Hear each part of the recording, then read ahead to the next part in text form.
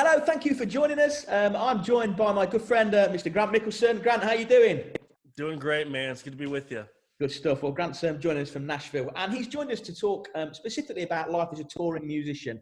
Those of you that aren't familiar with Grant, tell us a little bit about what you've been up to for the last couple of decades, and then people can kind of see where you're at, what you've been doing, and kind of the level of authority that you're speaking to us with, which is quite remarkable. So we really do appreciate you taking the time to catch up with us. So, yeah, tell us what you've been up to for the last 20 years. I mean, I appreciate the opportunity. I moved to Nashville, probably 2004, 2003, 2000. No, it was 2004. Yeah, definitely. And I went to Belmont University for a while, and I just started touring. I think my first gig was with a country artist named Sarah Evans. Then I toured with another band named Lady Antebellum for a while. We're very familiar with them over here, yeah. Are they? Yeah, I think they've been over there, right? Many times, yeah. They're great folks. It's actually been awesome watching their success, since then. And then after that, I toured with Taylor Swift for about 8 years. Since then, toured with a couple other newer country artists. There was a girl named Abby Anderson I was on tour with last year. We were on the Rob Thomas tour. If you remember Rob Thomas from Matchbox 20, that was a fun tour. I'm trying to think who else. I mean, there were some other artists in there that I've had the privilege to play with. But it's been great. Nashville's been really good to me. I've been really thankful, very, very blessed, to have had the opportunities that I've had. Fantastic. So it's been a good time. Yeah, we want to talk specifically about life on the road, really, and what that looks like. I explained to you, we're looking at this kind of series from a working musician perspective, and different streams of revenue, different kind of aspects of career that you need to survive in music, really. So I guess to start with, tell us the good sides of being on the road and being touring, because it's initially there's that kind of, you're getting paid to travel the world, which of course you are, and there are so many positives about it. So before we kind of strip that dream away a little bit and talk about the reality of it, tell us the good stuff. Tell us kind of some of the real highlights for you of being out on the road, because you must like it, because you're still doing it 20 years or whatever it is. Yeah, right. I mean, like you said, first off, like getting paid to travel the world. I would have never had the opportunity, to come to the UK or anywhere in Europe or around the world if it weren't for the opportunities I've had touring. So getting paid to travel is incredible. Especially like those like off days, in certain cities that you can explore and stuff. That's incredible. I think, like when you're a kid growing up and you go to concerts and you just kind of have that ambition of wanting to do it, and then you finally kind of achieve it and you're on the stage and you get that crowd reaction. I mean, it's not that I've ever done like drugs, but I'm sure it's better than any drug you could ever take. Like just having that interaction back and forth of being on stage and having it every night, we can talk about, the end of tours later, but I always felt so like depressed at the end of a tour, because you're used to being around people and the people are loving your music. And, you might be after a show out and about and people come up and talk to you, and that interaction with fans and stuff is just, there's nothing really like it. Yeah. I mean, it's an incredible job. It really is. Yeah. I mean, those are just a few things I get. I mean, on the top of it, like the gear, like all the gear, you get to, with endorsements and stuff, and, you're finally getting paid a decent amount of money so you can afford some good gear, and, touring with people that you love, the camaraderie with that is awesome. Just talk about gear, because a lot of people that are watching this, any musician that's looking at doing this professionally will be, like everybody else, kind of fascinated by what gear people use. I remember we talked about this earlier, the show at the O2 that I recorded with you guys, being quite not surprised, but your selection of guitars for that was quite unique. I'm used to seeing Stratocasters, Telecasters, and kind of the middle of the road stuff, but you had a massive selection of very different guitars. Is that kind of by choice as you as a musician, or is it because of endorsements or contractual commitments, or is it because that fits in with this was on a Taylor Swift gig? Is it because that fits in with kind of Taylor's image, or what's behind the choice of guitars that you guys? I mean, it's a little bit of both, and I can't remember what tour that O2 show was. It might have been Speak Now or the Red Tour, one or the It was other. Red. It was Red. Was it Red? Yeah. Okay. I mean, with her, like it kind of was a collaboration of like endorsements, the right guitar for that particular song, Yeah. and also if there was a song where, a lot of times in earlier tours she'll use her band we'll do like some choreography or I'm Yeah, walking absolutely. around and she'll want something that matches maybe like for Red, obviously like Red guitars, I have Red Duesenberg. Yeah. um, but yeah, it's kind of a mixture of both. There's some songs that you absolutely have to have a Strat or you absolutely have to have a Les Paul on. But there's some other ones where yeah, it kind of goes along with the overall visual Yeah. idea that she's thinking. Just a combination of those different factors then that kind of Right. is. And I mean, when you do TV stuff, that's where the endorsements really come into play a little bit more, because the endorsements, it's kind of, at least, then around that tour, it was kind of a handshake and a, hey, we'll loan you this as long as you you can use it on some TV stuff. Yeah. So I try to be loyal to just a couple different companies and only use their stuff on TV just so I can give them a shout out. Fantastic stuff. So we talked about the kind of the highs of being a touring artist, and we'll kind of unpack some of that in a little while. But the flip side to that, there's got to be some real downsides to it, because you're away from home a huge amount, which is fine, I guess, if you're kind of a lone wolf, perhaps not got family or not got kind of commitments back at home. Yeah.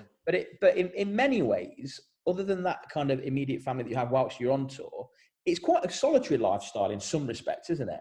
Yeah. Kind of, is that a negative? And what are the things that you struggle with when you're on tour? Yeah. I mean, I would say I probably haven't felt a whole lot of negative impact regarding touring up until the last few years. Maybe it's because I'm getting older, and I want to have a family. I want to have kids. I want to do that whole thing. I think, touring, I don't know if some of my friends will agree with this or not, it's kind of a single man's game.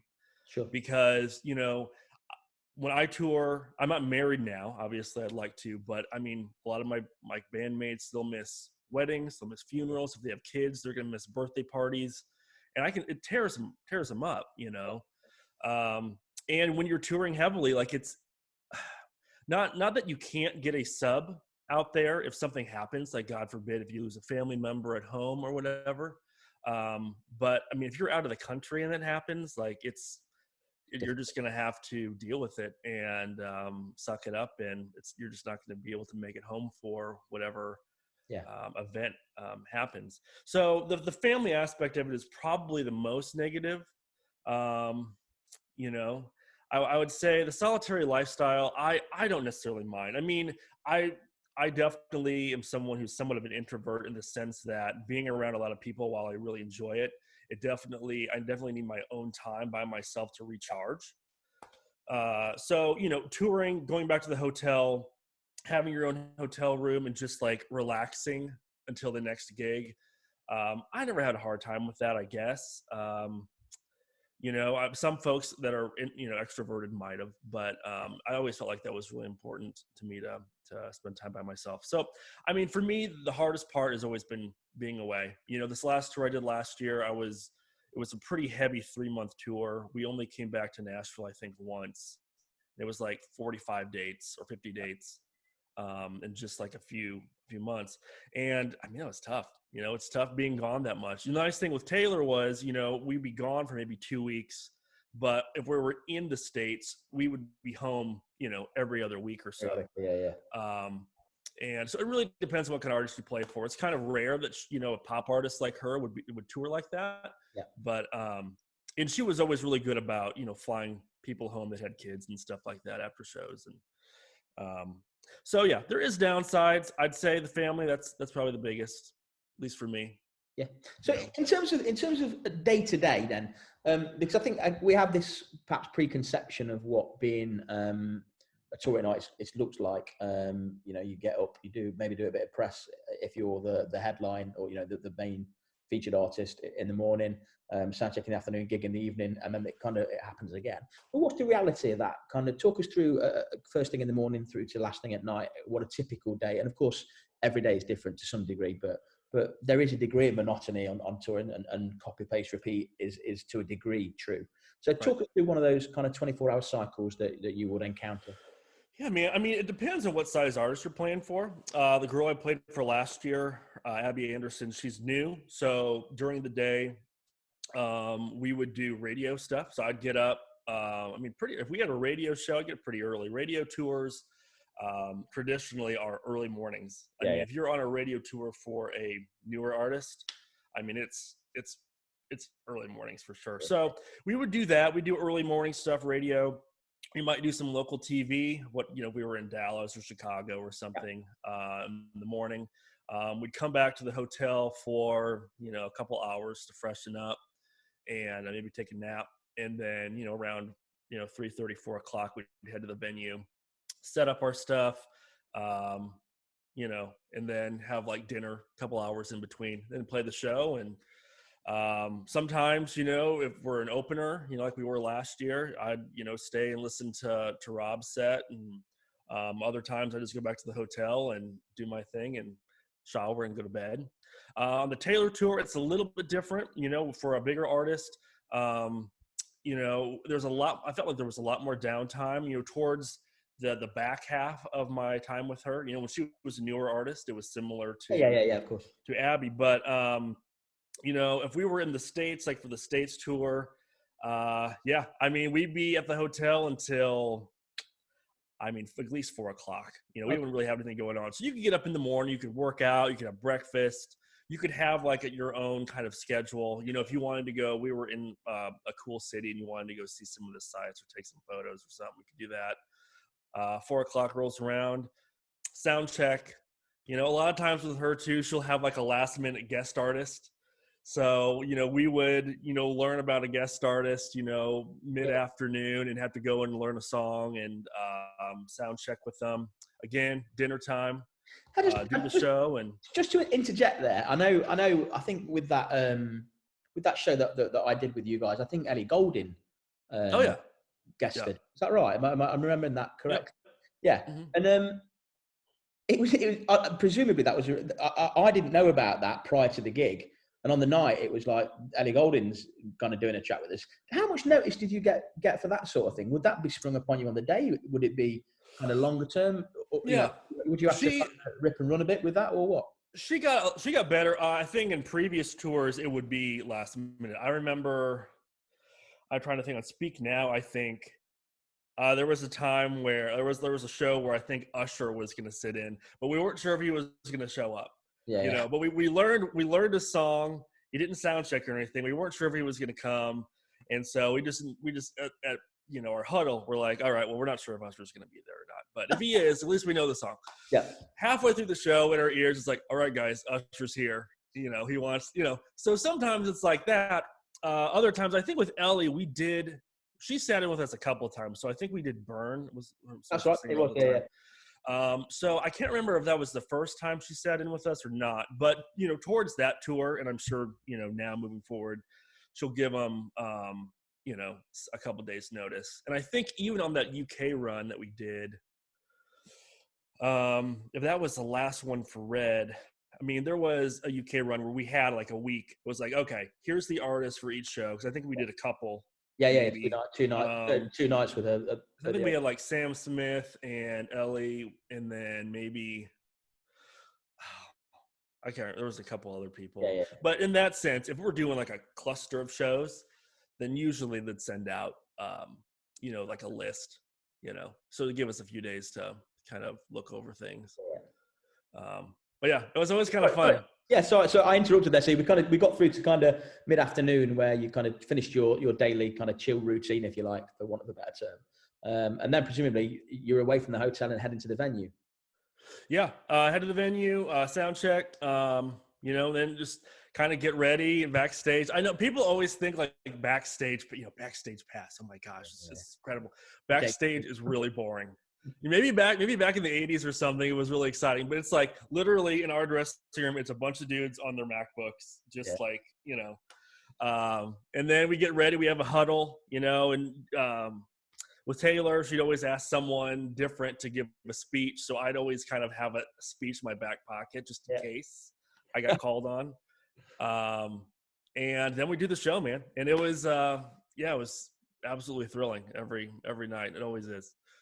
In terms of the creative aspect for you as a touring musician, when we talk about session musicians, often we think immediately our minds are drawn to kind of being in the studio and adding your own stamp and your own creativity to that process. Whereas as a live musician, in your case, guitarist, how much creative input do you have to what's going on? Is there an expectation from the musical director, whoever that may be, that this is how you're going to play it and it needs to be consistently like that night after night after night? Or have you got a bit of artistic license to put your own stamp and your own kind of color on a piece? Yeah. I mean, again, it kind of depends on the artist and the musical director. Trying to think. I mean, like last summer, our band that we were opening with was only a 3 or 4 piece total. So there's more space to fill, so if I were just to play the regular EG parts, there's plenty of space that can be filled. So in that sense, I would, add some of my creativity. Plus the musical director last year on that tour, he was totally open to coming up with new stuff, whether it was just me like doing a different solo or us extending it or us kind of doing something that's like syncopated together. And also, talking about creative, like playing the same thing every night, anything small you can throw in, whether it's like a stop or some hits or something that's different, just to keep you on your toes, really makes a huge difference. With Taylor, it kind of varied. I think solos are where it eventually landed. She wasn't huge on, other than maybe certain songs that have like a really signature solo. She was totally cool with you doing your own thing on that. And a lot of times, if there's like a costume change or there's a walk off or something, you're going to have to solo for like a long time. So you eventually, that's why with her, it was great to have 2 guitar players. Cause like I'd run out of ideas. I'd be like, okay, like we just go back and forth because, there'd be so much time for soloing in some spots. So cool. So I mean, there's bits of creative stuff you can do, but it's not like the studio where you just come up with it on your own. It's definitely 2 different animals. So you obviously, the band for the Taylor Swift stuff was fairly consistent for quite a long period of time. Unusually so, wasn't it? The kind of often kind of players come and go, but that particular cohort had a real longevity about it. And I guess to a degree that becomes like family, doesn't it? It becomes your family on the road, so to speak. How does that dynamic play out in terms of getting along? Because I know from my days in production crew and in touring bands, there becomes a point where you're fed up of each other, but it's difficult to get along all of the time. You know exactly what I mean, because you're smiling at totally. And I've not done on the same scale the longevity that you have. After 7 years, there's only so many jokes you can tell and stories that you can share in the back of a tour bus. How does that pan out? How do you make that work? Because actually that dynamic is so important to a longevity of a project, isn't it? Yeah, I would think so. I think the relationship with the band versus the artist are 2 different things. With the band, I mean, you definitely get tired of people. But I mean, being around them, whether like if I were to meet these people on the street and not work with them, I don't, who knows if we'd be friends or not, but we're in a bus or we're together all the time. So you're kind of forced to be really good friends. And as a result of it, it's like, in between tours or even when like I, stop playing with her, it's like you go through this withdrawal of like, man, I've been around these folks all day, every day. I'm sleeping on a bus like 3 feet from them. Like, why do I miss them so much? But you do, because you get to experience all these incredible things together, touring, traveling, playing shows. I mean, it's a really intimate thing if you think about it. So very much. It's something you get to share with very few people. So Yeah, I mean, we definitely there was little tiffs here and there. I try to be as easygoing as possible. I think that's really important, like being unoffendable, if that's even a possibility. But inevitably, there's always a tiff here and there, and Yeah, you know, human nature dictates that. So right. in terms of kind of looking after yourself, I guess there's the mental health and the physical health, the two different elements. How do you go about managing those? Because there is there's a physical element to it in a sense of the shows are high energy. It's a fairly intense schedule. And looking after yourself in terms of what you eat and exercise is not the easiest of things when Yeah. catering and providing this, when hotels and you can kind of grabbing lunch here, there, and everywhere. How do you kind of manage that to make sure you stay in decent physical condition? Yeah, I mean, thankfully, most of the time when you're staying in hotels or you're playing gigs, regardless, like whether you're going from show to show on a bus and there's no hotel, there's Yeah, always a time. And for me, it always kind of landed after sound check, yeah, where you could go for a jog, you could go to the gym on your days off. Obviously, you can do that. And also, I think artists are starting to have a lot more healthy options yeah, in catering. It's not just hamburgers and hot dogs, like it was when I first started touring. yeah, Like I think so. That's really important as well. I would say the mental health aspect of it is equally though. It's something that I didn't really think about until a few years back. But like seeing a therapist, which I know a lot of folks would think, why would you see a therapist? But even if you have nothing but good news and nothing but good things to say, just having a separate third party to like talk through things, that always helped me. Is just having a therapist whenever I'm home. Maybe I just meet for like one session a month or something. And it always just felt good every time I left there, whether we were talking about good things or bad things. It was just good to be, think about your mental health in that sense. So, and for me also having time after the show to kind of re-energize by myself. So how do um, you wind down after the show? Because you talked about it kind of being better than drugs, and the euphoric high of doing a show, particularly a stadium show, is the stuff that any kind of aspiring musician and indeed seasoned pro stadiums. It's such a privilege to do a show like that. How do you mhm. kind of come down from that? Because I know even when I've done shows of a few thousand, I'm kind of so buzzing afterwards that Yeah, it totally. takes me hours to get to sleep because I'm riding on that high. How do you manage that? uh, I think it's been different as long as I've toured. I think when I first started touring, it was let's go to the bar, have some couple drinks, and hang out and have a good time.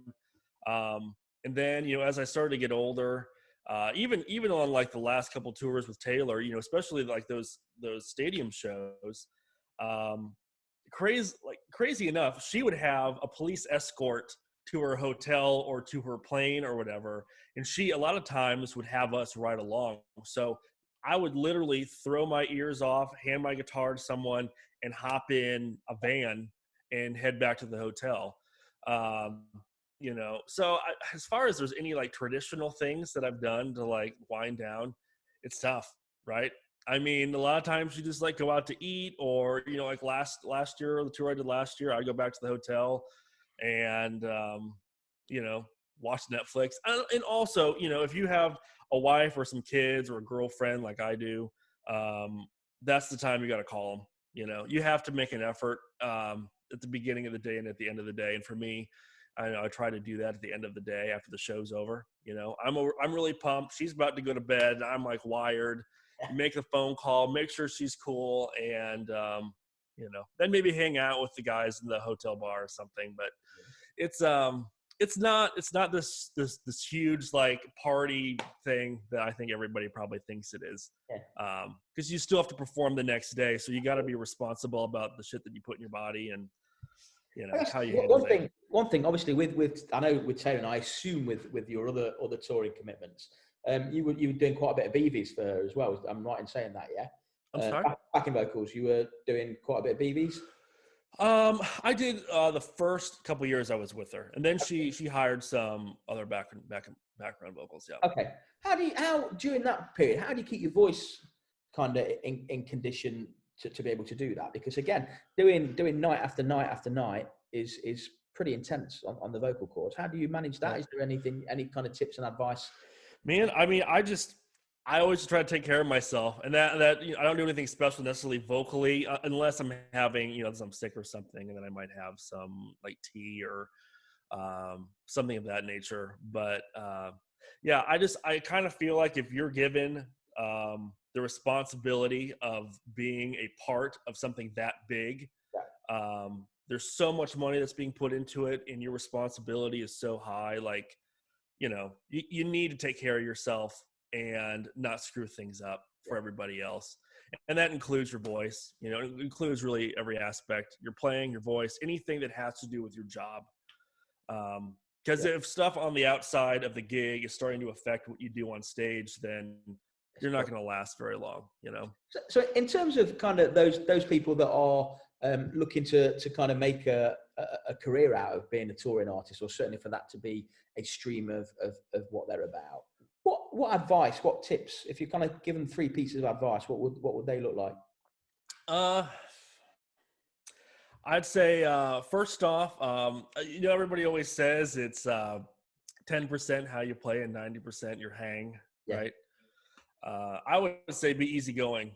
And I know I used the word unoffendable earlier, but I remember when I first started touring, and the musical director would tell me, "Hey man, can you maybe change this about a solo or a part?" I would always get so upset. I would be like, "Oh, well, how dare he? Why would he say that to me?" It's okay. Like constructive criticism is okay. You don't know everything. It's not a bad thing. So yeah, being a good hang, unoffendable, I think is a smart thing. Always having a plan B for your gear or a plan C. That's probably why, at that O2 concert, with Taylor's tour, I would have like 3 guitar rigs, because a lot of times they would leapfrog, shows and stuff. So I'd have 2 different vaults of guitars, and they were kind of almost duplicates. Not that everybody has to have duplicate guitars, but always have a plan B, because shit happens. You can guarantee it happens. Will go wrong at some point. It always does. I'm trying to think of a third one. Just be professional. I've seen it happen where like the partying scene can go over the line and starts to affect the way that you are playing on stage, the way that you treat people off stage. Just be professional, and not that stuff, you can't do that stuff, but keep an eye on it, because it can get out of hand. Good stuff. So what's next for you, my friend? Dude, I've been teaching a lot. I do a lot of session work from home. I think, I love touring, and I still plan to probably do some touring in the future. I think every musician's dream, though, is to eventually find a way to do it, to tour less and be home more. On your terms, when you want to, but not right. Yeah, exactly. So for me, that's kind of where I'm at. I mean, touring is still probably half of my income, so I'm trying to slowly move that over to the teaching and session work side of things, and make it maybe just a third of my income. But yeah, I still love traveling. Every musician, no musician wants to just sit in the studio all day. Everybody wants to play on stage eventually and do that stuff too. So I don't think that'll ever change 100%. But life's good, man. Life's good. Listen, Grant, thank you so much for chatting to us. There's been some gems in there, and I know I've enjoyed it, and I'm sure anybody that's watching would have really enjoyed it as well. So you take care of yourself, and next time I'm in Nashville in about 3 months, I'll pop in and say hello. Dude, I love it. Thanks, Ben. I appreciate it, man. Good to see you, my friend. You too. Take care. Bye.